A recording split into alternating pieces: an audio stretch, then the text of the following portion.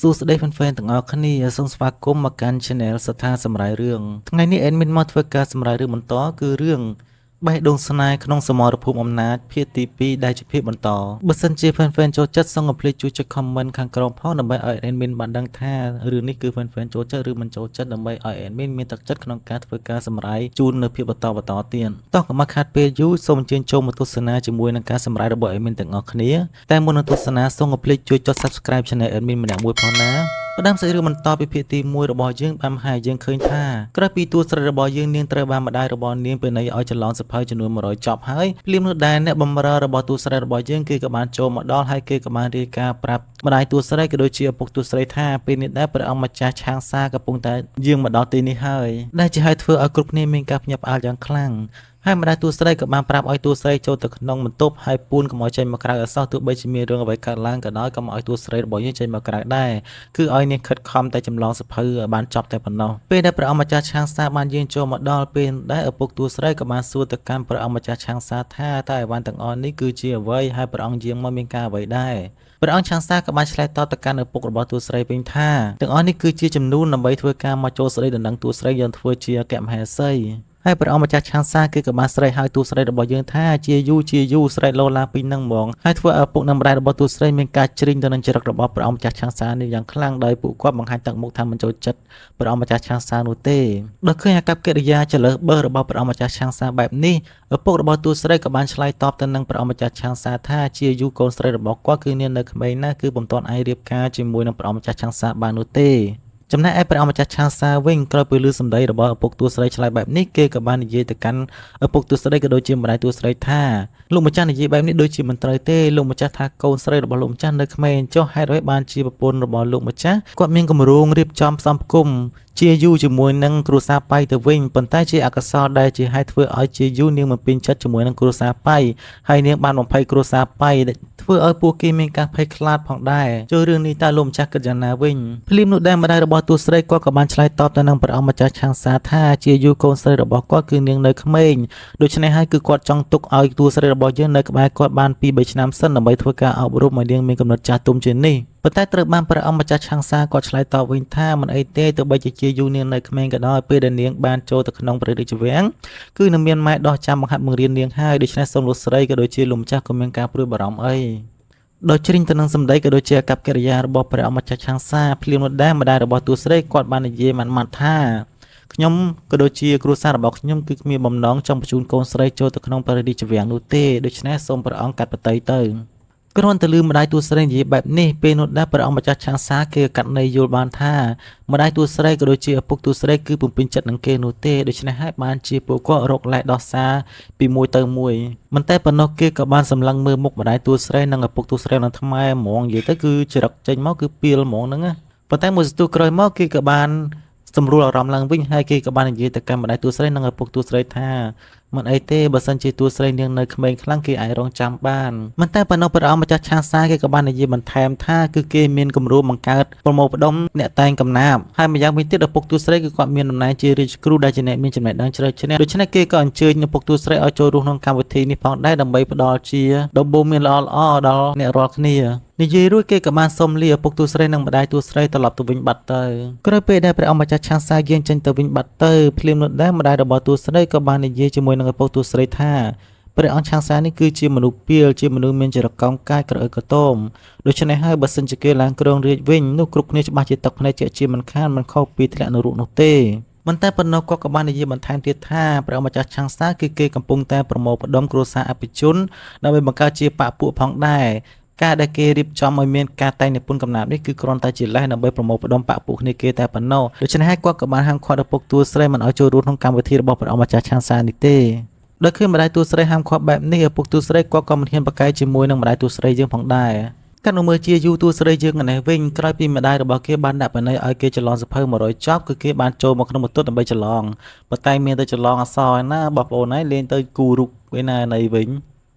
ញភ្លាមនោះដែរស្រាប់តែឪពុករបស់តួស្រីគាត់ក៏បានកាន់អាហារម្ចាស់យកមកឲ្យជាយូកូនស្រីរបស់គាត់ផងដែរហើយគាត់ក៏បានសួរទៅកាន់ជាយូថាតើកូនច្រឡងអសរចិត្តចប់ហើយនៅ ដល់ពេលស្រាប់តែម្ដងគាត់មើលទៅឃើញតួស្រីរបស់យើងកំពុងតែគូរឬគាត់សង្ហាចិត្តមែនតើហ្មងចំណែកឯតួស្រីរបស់យើងពេលដែលឃើញឪពុកយកអាហារមកឲ្យបែបនេះនាងក៏បានអរគុណទៅកាន់ឪពុកផងដែរហើយនាងស្រាប់តែកលែកឃើញមកុដដែលនៅលើក្បាលរបស់ឪពុករបស់នាងគឺមានការសប្បាយចិត្តយ៉ាងខ្លាំងនាងក៏បានសុំឪពុករបស់នាងថាឲ្យមកុដនេះមកនាងបានទេហើយឪពុកតួស្រីរបស់យើងក៏បានសួរទៅកាន់តួស្រីថាតើកូនចង់បានមកុដនេះដើម្បីធ្វើជាកាដូឲ្យទៅអ្នកប្រុសម៉ៅមែនហើយតួស្រីរបស់យើងនាងក៏ងក់ក្បាលយល់ស្រស់ទៅតាមសម្ដីរបស់ឪពុកផងដែរមិនតែប៉ុណ្ណោះតួស្រីរបស់យើងនាងក៏បាននិយាយប្រាប់ឪពុកថាអ្នកប្រុសម៉ៅគឺជាមនុស្សល្អជាមនុស្សឧស្សាហ៍ព្យាយាម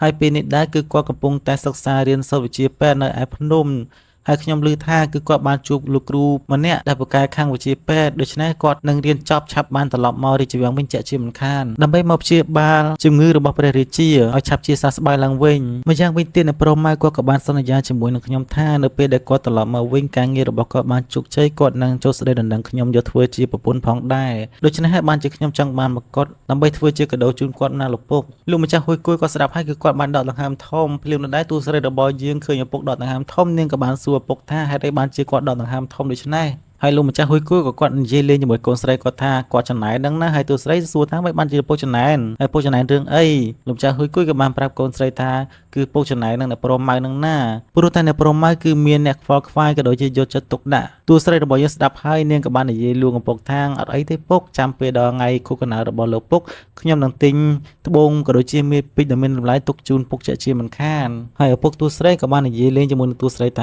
ាពុកមិនចង់បានអ្វីពីឯងនោះទេគឺសុំរឿងមួយកុំឲ្យតែឯងធ្វើឲ្យពុកនិងម៉ែរបស់ឯងមានបញ្ហាទៅបានហើយគាត់ក៏បានឲ្យតួស្រីញ៉ាំអាហារដែលគាត់យកមកតនៅក្តៅៗផងដែរមើលទៅអ្នកទាំងពីរគឺមានភាពស្និទ្ធស្នាលក៏ដូចជាស្រឡាញ់គ្នាខ្លាំងណាស់ឈុតឆាកបន្ទាប់ក៏បង្ហាញឲ្យយើងឃើញថាតួស្រីរបស់យើងជាមួយនឹងឆាងអ្នកទាំងពីរក៏បានជារទេះសេះមកកាន់ទៀមស្រាវមួយកន្លែងដើម្បីចរចាពីការទិញលក់អាវុធផងដែរពេលដែលមកដល់ភ្លាមតួស្រីរបស់យើងនាងក៏បានបន្លំខ្លួនធ្វើជាអ្នកបម្រើហើយឲ្យឆាងបន្លំធ្វើជាអ្នកនាងទៅវិញចំណែកឯឆាងហើយតែគ្នាម្ដាយបន្លំខ្លួនធ្វើជាអ្នកនាងបែបនេះគឺគេក៏បានមានការភ័យខ្លាចផងដែរហើយគេក៏បានសុំឲ្យតួស្រីដូរគ្នាវិញទៅប៉ុន្តែតួស្រីគេក៏បាននិយាយលើទៅចិត្តឆាងថាឆាងអាចធ្វើបានឆាងស៊ូហើយតួស្រីរបស់យើងនាងក៏បានទាញដៃឆាងចូលទៅក្នុងទៀមស្រាយ៉ាងលឿនពេលចូលមកដល់ក្នុងទៀមស្រាពេលនោះដែរកូនចៅរបស់តួប្រុសគេក៏បានបន្លំខ្លួនធ្វើជាអ្នកទិញអាវុធផងដែរហើយគេក៏បានសួរទៅកាន់ឆាងថាតើនាងគឺជាអ្នកជំនាញវ័យក្មេងក្នុងការផលិតអាវុធមែនទេហើយឆាងណែវិញគេខំសម្ដែងធ្វើដូចឯងខំហានណាគេថាគេហ្នឹងឯងគឺជាអ្នកជំនាញខាងផលិតអាវុធនោះហើយគេក៏បានលឺដណ្ដឹងថាអ្នកទាំងពីរហ្នឹងគឺចង់ទិញអាវុធដែលមានតម្លៃរហូតដល់3000តម្លឹងហើយគេសួរទៅកាន់កូនចៅទូប្រុសថាតើអ្នកទាំងពីរចង់ទិញអាវុធអីឲ្យពិតប្រាកដបានជាហ៊ានឲ្យតម្លៃខ្ពស់យ៉ាងនេះហើយកូនចៅទូប្រុសយើងម្នាក់ទៀតហ្នឹងគេក៏បានសួរទៅកាន់ឆាងថាតើនាងមានសមត្ថភាពធ្វើអាវុធអីបានខ្លះភ្លាមនោះដែរតួស្រីរបស់យើងនាងភ្លេចខ្លួនភ្លេចគិតតែខ្លួនឯងគឺជាអ្នកបម្រើរបស់ឆាងនាងបែរជានិយាយឡើងថាអាវុធអ្វីក៏នាងអាចធ្វើបានដែរមិនថាអាវុធបាញ់នៅលើមេឬក៏បាញ់ក្នុងទឹកទេឲ្យតែជាឧបករណ៍មេកានិកគឺនាងអាចធ្វើបានទាំងអស់ដែលជាហេតុធ្វើឲ្យកូនចៅទូប្រុសទាំងពីរហ្នឹងគេស្រឡាំងមើលទៅមុខតួស្រីរបស់យើងហាក់ដូចជាមានការសង្ស័យអញ្ចឹងពេលដែលតួស្រីឃើញកូនចៅទាំងពីររបស់តួប្រុសស្រឡាំងមើលមុខនាងហាក់ដូចជាមានការសង្ស័យពេលនោះដែរនាងក៏ភ្ញាក់ខ្លួនឡើងវិញហើយក៏និយាយថាអាវុធអ្វីក៏ដោយក៏អ្នកនាងរបស់គេហ្នឹងឆាងហ្នឹងអាចធ្វើបានទាំងអស់ហ្នឹងadmin ភ្លេចជម្រាបប្រាប់ fan ថាកូនចៅទូប្រុសម្នាក់ដែលប្រុសហ្នឹងគឺមានឈ្មោះថាឈីងឡុងហើយម្នាក់ដែលស្រីហ្នឹងគឺមានឈ្មោះថាយ៉ានជីហើយអ្នកទាំងពីរហ្នឹងគឺមានក្បាច់គុណខ្លាំងប្រកែណាស់ជាដៃឆ្វេងដៃស្ដាំរបស់ទូប្រុសយើងនឹងឯងទោះបីជាទូស្រីរបស់យើងខំបង្វែរថាខ្លួនជាអ្នកបម្រើរបស់ឆាងក៏ដោយប៉ុន្តែឈីងឡុងនិងយ៉ានជីគឺគេនៅតែសង្ស័យថាទូស្រីរបស់យើងគឺជាអ្នកនាងពិតប្រាកដដែលជាអ្នកផលិតខាងអាវុធនឹងឯងហើយឈីងឡុងគឺក៏បានសួរទៅកាន់តួស្រីយើងថាគឺគេចង់ឲ្យតួស្រីរបស់យើងផលិតអាវុធមួយដែលជាប្រភេទស្នាមានប្រវែងប្រហែលជា3 feet ហើយអាចបាញ់ម្ដងចេញ4ទៅ5គ្រាប់ហើយអាចចល័តបានភ្លាមៗនៅពេលដែលបាញ់ផងដែរតែតួស្រីអាចធ្វើបានទេគ្រាន់តែលើកបែបនេះតួស្រីរបស់យើងនាងភ័យខ្លាចបែកការនាងក៏បានដួសតែដើម្បីបន្លប់ស្ថានភាពផងដែរដល់ឃើញតួស្រីនៅឆាងស្ងាត់មាត់មិនបាននិយាយអ្វីពេលនោះដែរយ៉ានជីគេក៏បានសួរទៅកាន់អ្នកទាំងពីរថាតើអ្នកទាំងពីរមានការភ័យខ្លាចមែនបាទជាមិនមាត់អីអញ្ចឹងហើយឆាងគេក៏បានសួរដេញដោលទៅកាន់យ៉ានជីនិងឈិនឡុងថាហេតុអីបានជាអ្នកចង់បានអាវុធនេះទៅវិញតើអ្នកយកវាទៅធ្វើអីហើយឈិនឡុងក៏បានឆ្លើយថាវាមិនជារឿងរបស់នាងទេអ្វីដែលខ្ញុំត្រូវការតើនាងអាចធ្វើបានឬអត់តែត្រូវឆាងបដិសេធមិនធ្វើឲ្យនោះទេព្រោះតើនាងគិតថានេះគឺជាអាវុធដែលមាន ឥទ្ធិពលខ្លាំងណាស់ក្នុងការសម្លាប់មនុស្សដូច្នេះនាងមិនព្រមធ្វើឲ្យឈិងឡុងក៏ដូចជាយ៉ានយៀនោះទេភ្លាមនោះដែរឈិងឡុងគេមានការខឹងយ៉ាងខ្លាំងគេដកដាវបំរុងនឹងការសម្លាប់អ្នកទាំងពីរតែត្រូវបានយ៉ានយៀខាត់ហើយនាងក៏បាននិយាយបង្វែរស្ថានភាពថាឈិងឡុងនឹងគឺជាប្អូនប្រុសរបស់គេគឺគេចង់បានអាវុធទាំងនេះយកទៅបរបាញ់ខ្សាច់ខ្លាឃ្មុំដូច្នេះហើយនាងក៏សូមសំណូមពរឲ្យតួស្រីក៏ដូចជាឆាងអឺនឹងជួយធ្វើអាវុធឲ្យនាងមកប៉ុន្តែទូស្រីក៏បានប្រាប់ទៅកាន់ឈីនឡុងក៏ដូចជាយ៉ានយេថាបើសិនជាគ្រាន់តែត្រូវការអាវុធសម្រាប់បាញ់សម្លាប់សត្វខ្លាឃ្មុំក៏ដូចជាឆ្កែចចកទេនាងមានអាវុធផ្សេងៗទៀតដែលអាចឲ្យពួកគេជ្រើសយកទៅប្រើប្រាស់បានប៉ុន្តែត្រូវបានឈីនឡុងបដិសេធមិនទទួលយកអាវុធដែលទូស្រីបង្ហាញនោះទេហើយគេប្រាប់ទៅកាន់ទូស្រីថាអ្វីដែលគេត្រូវការគឺត្រូវការទស្សនាតែមួយមុខប៉ុណ្ណោះដោយទោះតម្រៃតួស្រីរបស់យើងក៏បានឆ្លើយប្រាប់ទៅកាន់អ្នកទាំងពីរថាអាវុធដែលពួកគេចង់បាននេះគឺជាអាវុធស្នាដែលមានប្រវែង3 feet ហើយអាចបាញ់ចេញម្ដង4គ្រាប់ហើយនាងអាចធ្វើបានប៉ុន្តែនាងមិនធ្វើឲ្យពួកគេទាំងពីរនោះទេព្រោះតែនាងបានយកប្រំធ្វើលួឲ្យមនុស្សតែម្នាក់គត់ក្រៅពីម្នាក់នោះគឺនាងមិនធ្វើលួឲ្យដាច់ខាតព្រោះនាងគឺជាឈ្មួញដែលគោរពពីសច្ចៈខ្លាំងណាស់មិនថាឈីនឡុងនឹងយ៉ាងយីឲ្យតម្លៃនាងប៉ុន្មាននោះទេក៏នាងមិនធ្វើឲ្យនោះដែរភ្លាមនោះដែរឈីនឡុងគេក៏បានយកដៃទៅភ្ជុំកតួស្រីរបស់យើងហើយគេក៏បានមកខំឲ្យតួស្រីរបស់យើងប្រាឈ្មោះឈ្មួញដែលទិញអាវុធរបស់តួស្រីនោះផងដែរថាគេមានឈ្មោះអីតួស្រីក៏បាននិយាយប្រាប់ទៅកាន់ឈីនឡុងវិញថាទោះបីនាងប្រាប់ក៏ពួកគេមិនហ៊ានធ្វើអ្វីម្នាក់នោះដែរតែត្រូវបានឈីនឡុងក៏ដូចជាយ៉ានយីបង្ខំឲ្យតួស្រីប្រាប់ហើយតួស្រីរបស់យើងនឹងកំពុងខូចទៀតនាងក៏បានរត់នៅកុហកទៅកាន់ឈីនឡុងក៏ដូចជាយ៉ានយីថាឈ្មោះដែលបានទិញស្នាអាវុធរបស់នាងនឹងគឺគេមានឈ្មោះថាសៀវសឹងតាមពិតទៅសៀវសឹងនឹងគឺជាតួប្រុសរបស់យើងនឹងឯងពេលខ្លះគេក៏ហៅសៀវសឹងពេលខ្លះទៀតគេក៏ហៅថាសៀវវូអ៊ីដែលនាងមិនដឹងថាអ្នកទាំងពីរនឹងគឺជាកូនចៅរបស់តួប្រុសនោះទេហើយនាងក៏បានកុហកអញ្ចឹងទៅនិយាយចាប់ភ្លាមតួស្រីរបស់យើងនាងក៏បានប្រើអាវុធសម្ងាត់បានសម្ដៅទៅលើកូនចៅតួប្រុសទាំងពីរនោះផងដែរប៉ុន្តែត្រូវបានពួកគេគិតផុតហើយតួស្រីរបស់យើងនាងក៏បានចោលម្សៅទៅកាន់សេនារបស់កូនចៅតួប្រុសហើយនាងក៏បាននាំឆាំងអឺរួចគិតខ្លួនផងដែរតែត្រូវបានកូនចៅតួប្រុសក៏ដូចជាសេនារបស់គេនោះដេញតាមពីក្រោយផងដែរគ្រីនោះដែរក៏មានរទេះសេះមួយបានបោះមកដល់ហើយតួស្រីរបស់យើងក៏បានប្រាប់ឲ្យឆាំងអឺលូតប៉ុន្តែត្រូវបានឆាំងអឺនាងមិនហ៊ានលូតនោះទេភ្លាមនោះដែរក៏ក្រុមកូនចៅរបស់តួប្រុសរត់មកដល់ដែលអស់ជំរឿតួស្រីរបស់យើងក៏ចាប់បោះឆាំងអឺមកលើដំបូលរទេះសេះហើយនាងក៏បានលូតតាមក្រោយផងដែរដែលជាហេតុធ្វើឲ្យកូនចៅរបស់តួប្រុសមិនអាចដេញតាមតាន់នាងនោះទេពេលដែលចូលមកដល់ក្នុងរទេះទើបដឹងថារទេះសេះនឹងគឺជារទេះសេះរបស់ព្រះនាងនីងដែលជាប្អូនស្រីរបស់ព្រះអម្ចាស់ជីឬក៏យើងហៅថាអ្នកប្រម៉ៅដែលជាសង្សាររបស់តួស្រីនឹងឯងហើយតួស្រីរបស់យើងនាងក៏បាននិយាយប្រាប់ទៅកាន់ព្រះនាងនីងថាសំណាងហើយដែលនាងរត់រួចខំអីគឺច្បាស់ជាមានគ្រោះថ្នាក់ជាជាមិនខានភ្លាមនោះដែរព្រះនាងនីងក៏បាននិយាយទៅកាន់តួស្រីថានាងដឹងហើយថានេះគឺជាអន្ទាក់របស់គេហេតុអ្វីបានជានាងនៅតែបន្ថយជីវិតបែបនេះប៉ុន្តែត្រូវបានតួស្រីរបស់យើងប្រាប់ទៅកាន់ព្រះនាងនីងវិញថាដោយសារតែនាងខ្វះខាតលុយព្រោះតែលុយប្រចាំខែដែលម្ដាយឪពុករបស់នាងផ្ដល់ឲ្យនាងនឹងគឺពុំគ្រប់គ្រាន់ក្នុងការទិញមកុដធ្វើជាអំណោយដល់ប្រុសម៉ៅនោះទេដូច្នេះហើយគឺនាងត្រូវតែខំប្រឹងរកលុយបន្ថែមទៀតដើម្បីយកលុយនឹងទៅទិញមកុដមួយ